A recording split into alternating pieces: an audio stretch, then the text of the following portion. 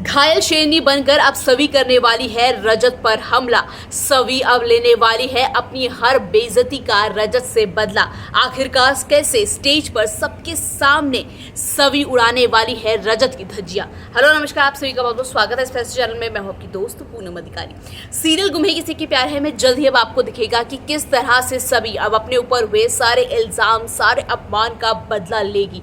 एक घायल शेरनी की तरह अब सवी करने वाली है रजत के साथ दुश्मनी की पहल। और इस दुश्मनी की पहल में अब सभी पूरे स्टेज के सामने, पूरी मीडिया के सामने, पूरी दुनिया के सामने रजत का बहुत बड़ा अपमान करने वाली है। क्या कुछ होने वाला है सीरियल में वो सब बताने से पहले, जैसे कि मैं हमेशा आपसे बोलती हूँ, लाइक करें, शेयर करें, चैनल को सब्सक्राइब करना मत भूलिएगा।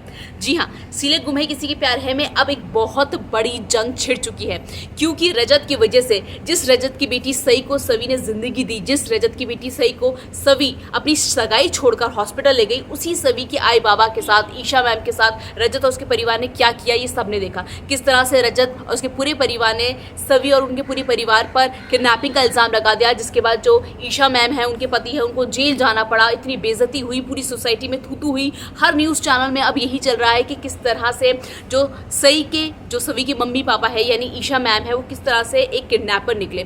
भले ही अब रजत को अपनी गलती का एहसास हो चुका हो, लेकिन अब बहुत ज़्यादा बेइज्जती भी हो चुकी है। सवी की सगाई भी टूट चुकी है। जी हाँ, सवी ने खुद शशांक को शादी के लिए मना कर दिया जब शशांक ने कहा कि हमें रजत जैसे बड़े इंसान से, बड़े अमीर बिजनेसमैन से पंगा नहीं लेना चाहिए। तो सभी ये बात समझ जाती है कि इंसान मेरा मुश्किल वक्त में साथ छोड़ देगा, इससे वो पहली ही सगाई तोड़ देती है। तो सगाई भी नहीं हुई। कहीं ना कहीं रजत को भी बाद में पता चल जाता है सच क्या है। जैसे ही सभी बच्चे को लेकर घर आती है, सई को लेकर घर आती है, और रजत जब पूरा मुझसे पूछता है कि बेटा तुम्हें क्या हुआ, तब सब कुछ उसको पता चल जाता है कि किस तरह से उसकी बच्ची बीमार थी। फिर सभी उसको हॉस्पिटल में लेके गई, वहाँ पे उसकी जान बचाई। लेकिन इन सब चीज़ों के बदले में जो सभी के साथ होता है वो बहुत ही गंदा होता है। रजत के पूरे परिवार जो इस तरह से करता है। हालांकि रजत को अपनी गलती का एहसास होता है और वो कहता है कि अब मैं, आज मेरा इंटरव्यू है, उस इंटरव्यू में जब मेरा इंटरव्यू होगा तो मैं सभी के साथ और उसके परिवार के साथ जितना भी कुछ गलत हुआ उसके लिए माफ़ी मांगूंगा। लेकिन उससे पहले ही जो अर्श है, जी हाँ, रजत का सबसे बड़ा दुश्मन, वो एक बहुत बड़ी चाल चल देता है।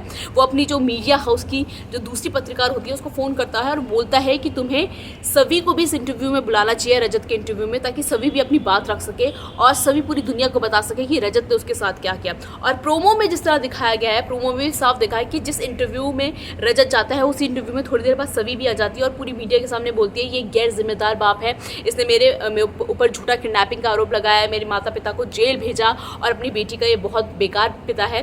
तो जो रजत माफ़ी मांगने वाला होता है वही उसी इंटरव्यू में आके जो सभी है वो अपनी पूरा भड़ास निकाल देती है। जिसके बाद मुझे लगता है अब रजत जो माफ़ी तो मांगने वाला था वो तो नहीं मानेगा, लेकिन इसके अलावा एक रजत और सभी की गंदी वाली दुश्मनी देखने को मिलेगी, क्योंकि सभी बहुत ज़्यादा अपमान सह चुकी है, बहुत ज़्यादा बेइज्जती सह चुकी है और अब वो कुछ नहीं सहना चाहती।